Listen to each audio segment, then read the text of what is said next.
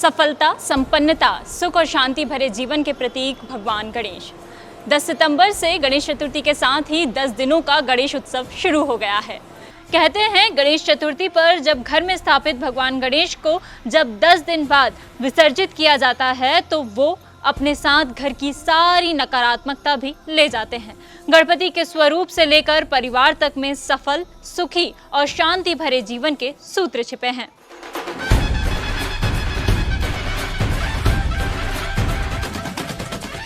आइए जानते हैं गणपति, उनका परिवार और उनसे जुड़ी चीजें हमें क्या सिखाती हैं।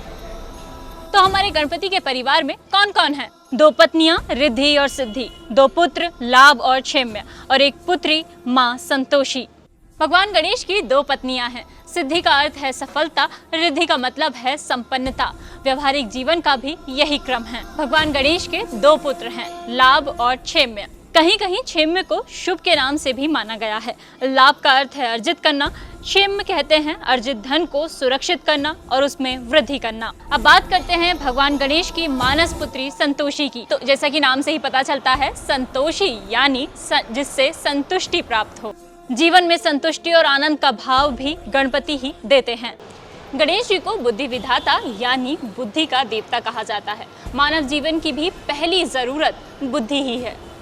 अगर हमें अच्छे बुरे की, जरूरी गैर जरूरी की, सही गलत की और सत्य असत्य की सही समझ होगी तो ही जीवन में सफलता हासिल कर सकेंगे। अब हम भगवान गणेश के स्वरूप की 4 चीजें सिर, सूंड, कान और पेट से जीवन और बिजनेस मैनेजमेंट के 4 सूत्र सीखेंगे।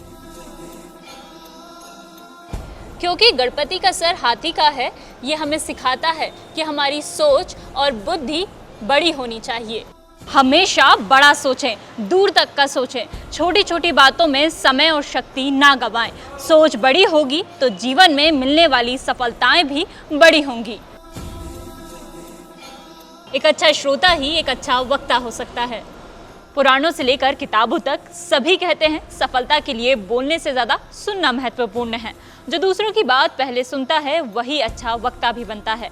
आप घर में हो या ऑफिस में, बड़े हो या छोटे, आपको दूसरों की बात सुनना आना चाहिए।